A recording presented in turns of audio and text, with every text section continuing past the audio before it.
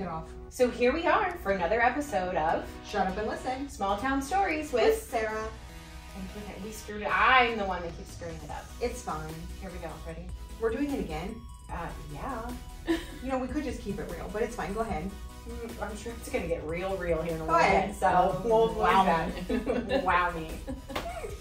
So here we are again for another episode of Shut Up and Listen Small Town Stories with Sarah and Renee. So we're sitting here today. We have a new guest on our couch. And first of all, if you see the photos or you're watching us on YouTube, you'll notice that I clearly missed a red shoe memo today. Nobody clued me in, ladies. But yeah, that's powerful. That's a power move right there. And I respect that. Respect it. Yes. And one of the few people I know that I would consider as powerful as us is our guest today. I will absolutely agree with that. And this is why we want, one of the many reasons why we wanted to invite her on an episode. We've had the pleasure of knowing this wonderful lady for a number of years. Yeah. And have gotten to work with her, get to know her, take some travel with her, all things we're going to get into. But I think you'll all very quickly learn that she's a lot of fun, but she also has some great knowledge. So without further ado, we've built it up now. We'll tell them who we have today. We have Roberta Streiffert with us, and she is currently with GLCAP, which is Great Lakes Community Action Partnership.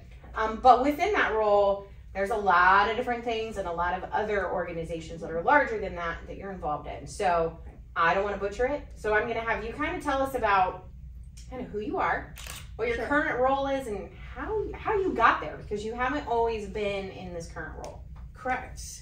I have taken twists and turns along the way, the path to success. Anyway, so as you mentioned, I'm with Great Lakes Community Action Partnership. We're a community action agency based out of Fremont that serves this area. And there are a number of programs that we offer, child development programs, family services, workforce development programs. And I work for the Community Development Department that houses one of our biggest programs, the Rural Community Assistance Program.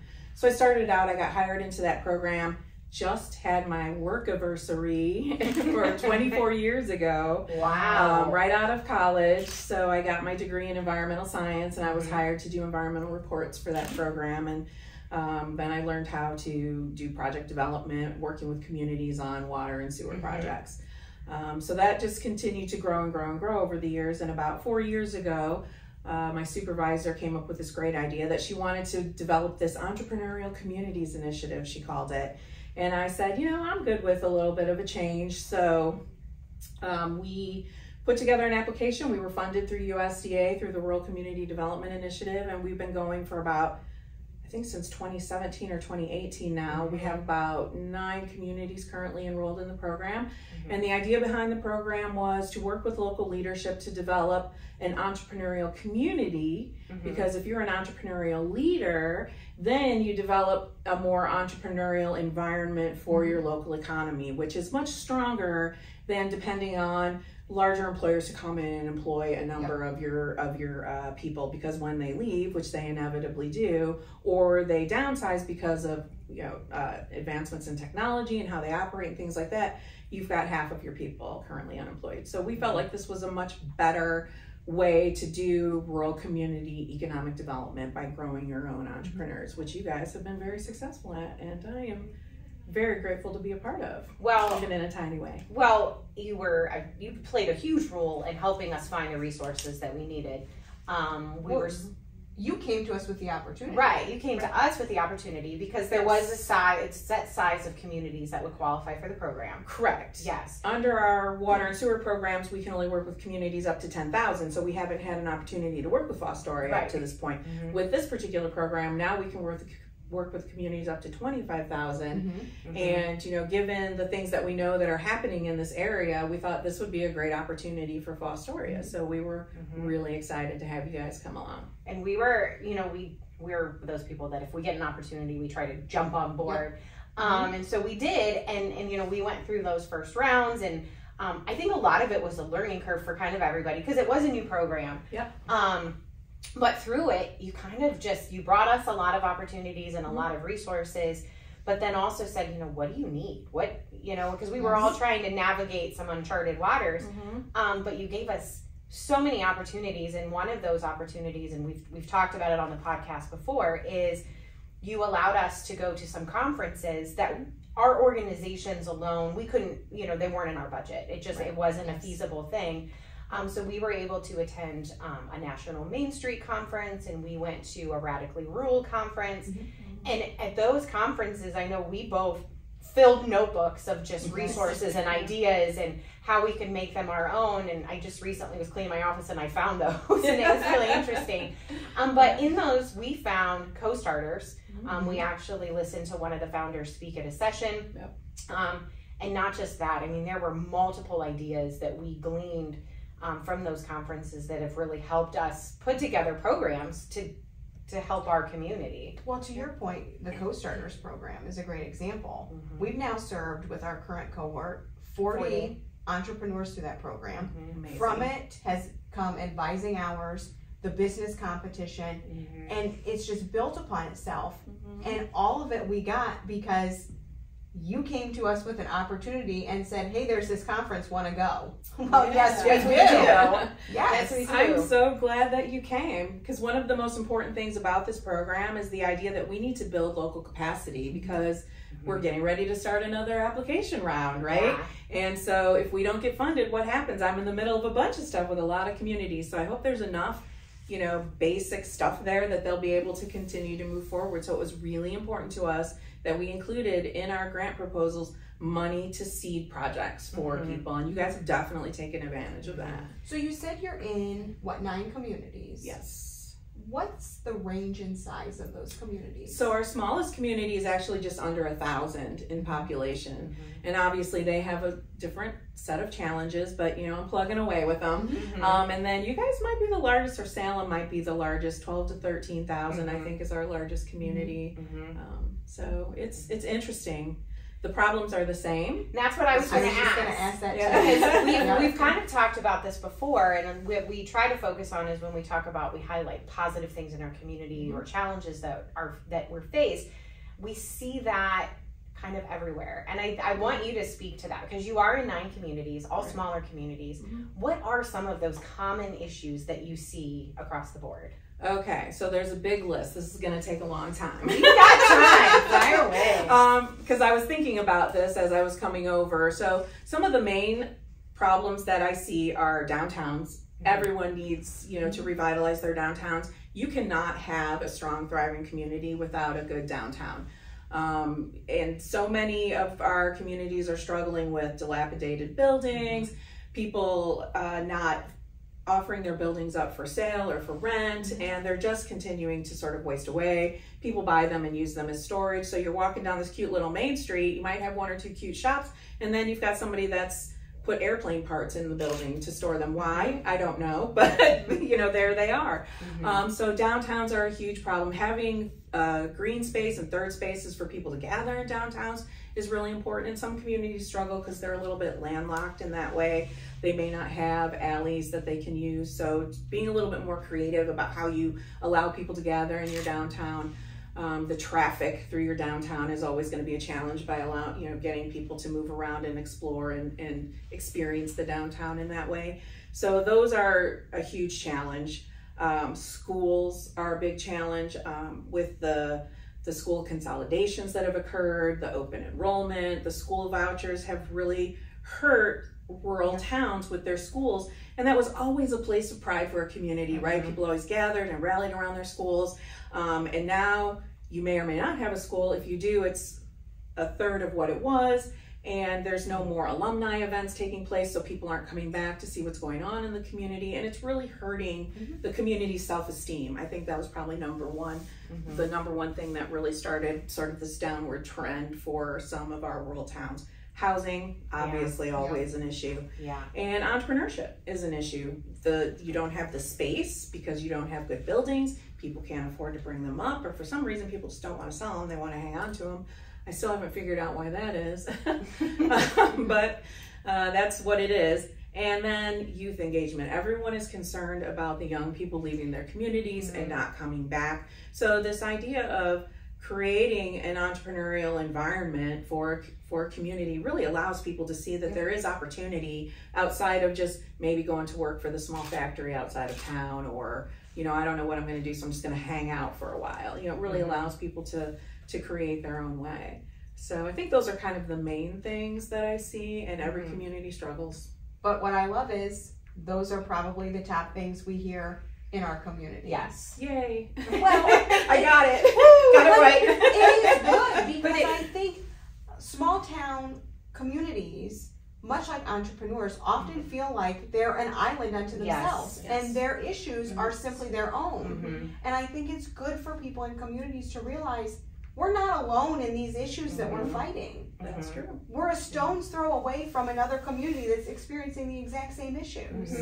And that's important too, because then you can look to communities that maybe have found creative ways, and how are they addressing those? And that's going to kind of be my follow-up question to you is, I know that list was kind of long, but like, let's just take a couple of those. And as you look at, you know, the 9 communities that you serve, but you're also in touch with a lot of other communities and things that are happening nationwide.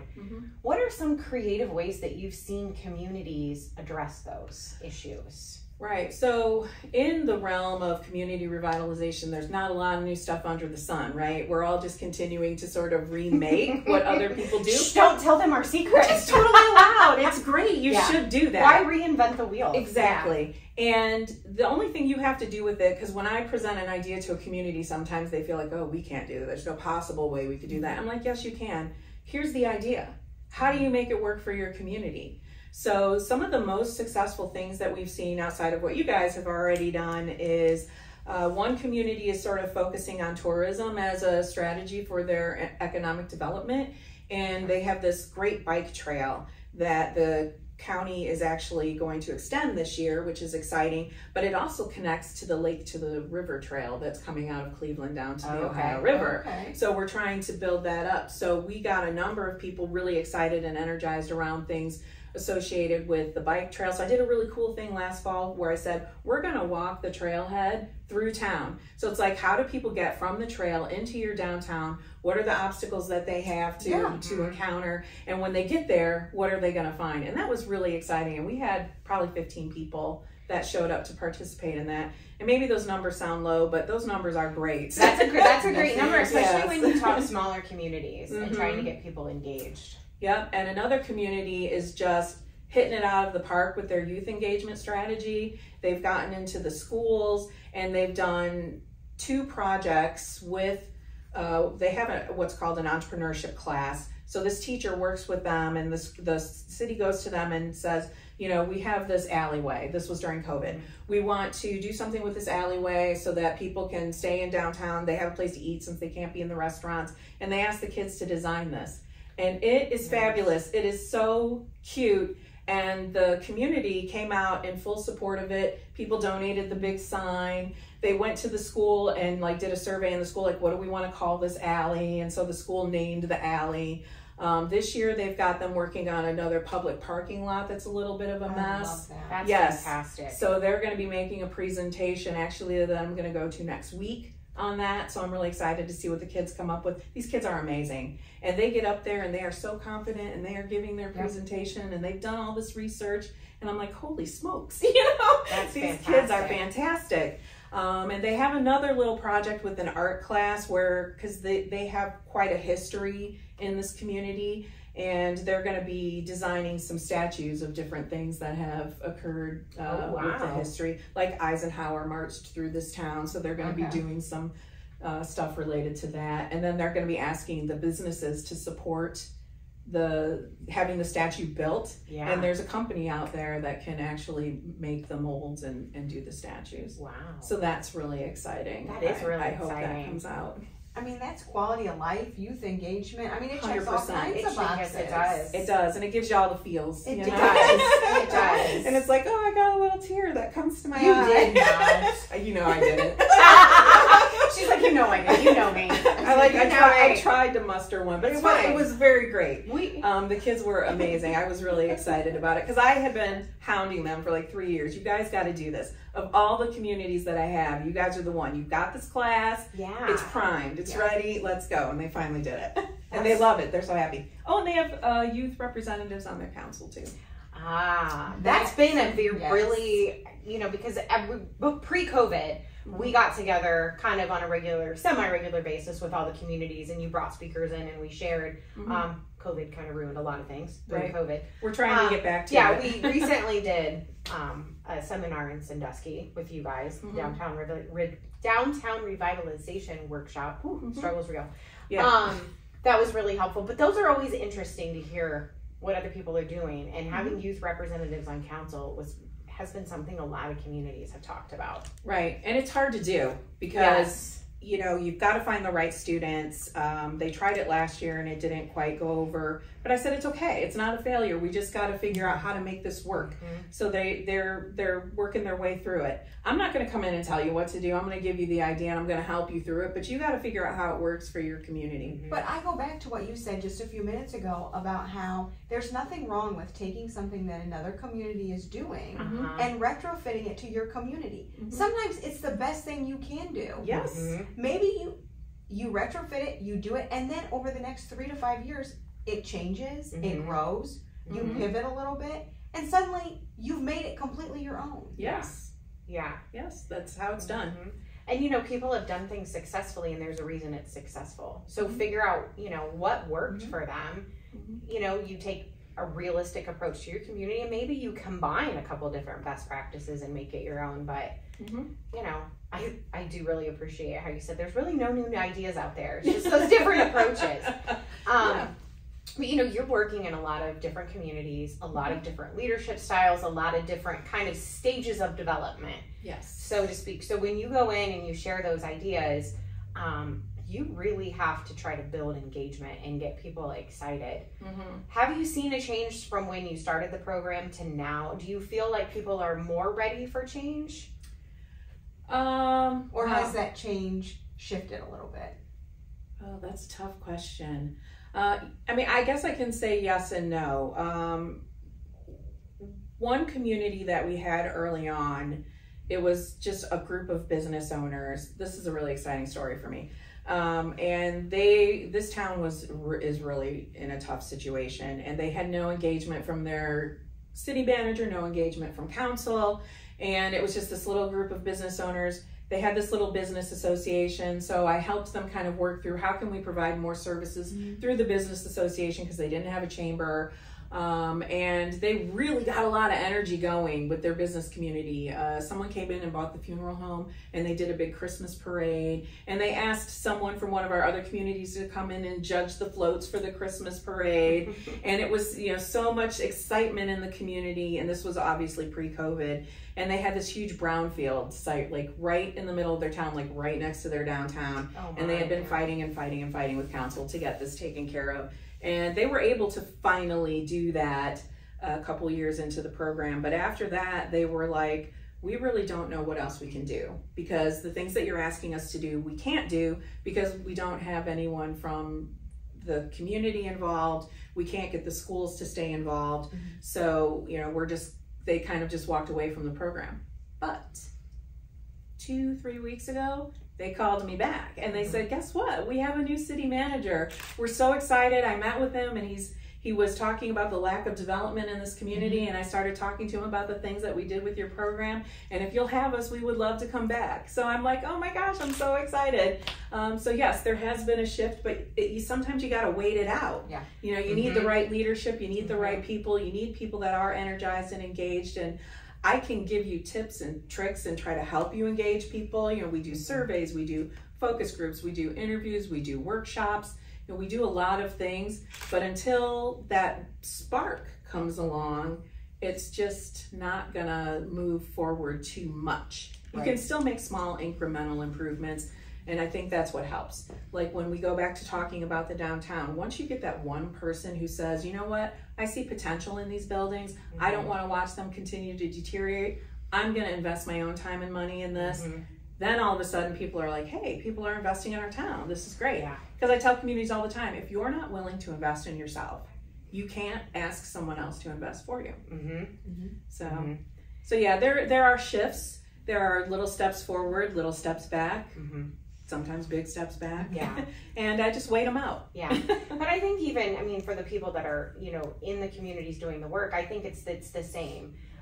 Any development, it takes time, and there are steps forward and there are steps back, and it's an ebb and flow of things, but that is interesting. And it's okay. One thing that I have to constantly remind people of, because sometimes they're afraid to take those steps, I'm like, it's okay to fail. Yeah. You learn from failure. It doesn't, you know, I know it's hard in a small town where everybody knows you and, oh, they tried to open that business and, you know, they failed. Well, maybe it wasn't the right business, but that doesn't mean that they're a failure. So it's hard to get people past those pain points because they kind of stick with you. Hurts your self-esteem a little bit and it makes you afraid. And even with councils, it's like, it's okay to try things. You know, it's the idea is you fail fast and you fail forward. So, okay, that didn't work, but it's still a good idea. We still believe we can make this work. We just have to figure out a different way to approach it. Yep. And what you can learn from it. Yep, exactly. And the other thing is, usually you only have a handful of people that are really engaged in a community at any given time. So this idea of the same 10 people that are always being asked to be on everybody's boards, participate in everyone's events, and to do all of these things, it burns them out. So I'm trying now to work with some communities on developing a more strategic volunteer type program. It's like, who are those people in your community that you know have a particular skill or that care about something that you can go to them and say, hey, you know, we're thinking about doing this program and we think you would be a really great fit. Do you mind volunteering some time? And so you need to target your volunteers and you need to do like volunteer appreciation stuff. You know, go to your businesses and ask them to donate some little thing or talk to a crafter who does something and purchase some little crafts and make a little gift basket. Like, thank you for volunteering for that. And, you know, really let them know that you appreciate it and that it's important. And those little things go a long way. And that makes them want to come back and help you again. Well, it's like when you talked about, you said you walked the trail and you had 15 people and that was good. Because 15 people to buy into one thing, especially if you're in those early stages, that's huge. It is. And that's because everyone recognizes this trail as an asset. And when you're looking at community development, you always start from a position of strength. So what are those things that you have? What are those programs? Who are those people? What are those events that we're sort of known for? And how do you expand and grow from there? If you could, looking at all the communities that you serve, and we talked about all those common challenges, what would be, I'm trying to figure out how I want to say it, but like what would be like one thing, if you could find one thing that you could interject into any community, like wave a magic wand, what would be that thing that you would gift that community that you think would really start to turn the tide? That's a big question. It is a big question. You should always be nervous when she starts with, I'm not sure how to phrase this. Fear should set into your soul. It is a little bit. Because the obvious answer is money. Right? But I think that's the wrong answer. I think just getting people to care about their, not to sound kumbaya, because you know I'm not that way, but really people just need to care. And so many people do not, or they feel frustrated because they feel like nobody cares. So just getting people to work towards a common goal and care about the community and the people around them, I think that would probably make the biggest change. Maybe not very exciting answer. But no, it's a good one. And I laughed in like an awkward out loud way because you're like, because you know it's kumbaya and you know I'm not like that. And I laughed because we've spent a lot of time together. We've traveled together going to conferences and you're a straight shooter. Like, you know where Roberta's coming from and I respect that immensely. So that's why I laughed in that awkward soundbite you'll hear. That's like when she was talking about the children. She's like, it brought a tear. And I'm like, it did not. She's like, no, but I tried to muster one. You know. It was important. It is. And you do care. It's just, I do care. We just aren't like, overly emotional people. I know. That's how it is. Sometimes I wish I was a little more emotional because, I don't know, people think I'm an ogre sometimes, but I'm really not. I really do care. You do. You do. That's why I fight so hard. You do. And I mean, and I do, when you look back since this program started, there were obstacles, which there are with any things, and some things went really well and some things didn't. But the commonality through that all, and why we wanted you to come and talk about this program, is because you've been the boots on the ground in the communities. You know, you've been our point of contact and you've been our champion. And I've seen you do that in other communities as well. Because when we do come together as communities, I see the relationship that you have with those people that are fighting that good fight. And so from Fostoria's perspective, thank you. But also, you know, I'll speak on behalf of all the communities involved. I do think it has made a tremendous difference across the board. Well, I do appreciate that, and I hope so, because otherwise 24 years of my life might as well just go down the toilet. And I'm sure a lot of cities have beautiful water and sewer systems thanks to you. You know, when people think of city, they think water and sewer, that's where the glory is, and it you really contributed is to that. It's the lifeblood of a community. It actually is, but nobody wants to, you know. Nobody wants to pay for it. Yeah, you know, nobody wants to pay for it. It's not where all the glamorous stuff is, but you know, it's important. Hey, so the alternative is something, you know, a lot less glamorous. So I know, if we could really open the door to a conversation, we'll move on. Thank you. Because I know a lot about that stuff, more than you probably want to know. Probably, yes. Probably true. Yes. Probably true. That would be on a different podcast. Okay. We could go and talk about that. The behind the scenes of a community. Yes. Yes. The behind. The bleep you don't want to know. Yeah, it's always been a joy and a challenge to try to describe to people what I do for a living. We've had this conversation too. Well, what is it you actually do? Well, it sort of depends on the day. Right. It runs the gamut. Well, yeah, I can get it for you. It's sometimes difficult to quantify. Yeah. Because it's not like you're going into a community and giving them a magic pill to fix all their problems. Right. You're giving them opportunity and access to resources. But at the end of the day, it's up to them to take advantage of that. Right. You're absolutely right. I think some communities get it. Some probably don't, but then eventually come around to it. Right. I mean, every community is different. The people in the communities are different. And I give you a lot of credit too, because you're dealing with a lot of different personalities and a lot of different agendas on any given day. And I think it takes a special person to do that. 100% agree. Yes. Yes, because we're all dealing, you know, everybody, you understand the dynamics in your own community if you're involved and the personalities involved, where you're walking into what could potentially be a hotbed in a lot of different areas. And you don't always know all the backstory and what you're walking into. Right. I always appreciate when people give me a little heads up about that stuff, but sometimes they just like to let me be surprised, and that's okay too.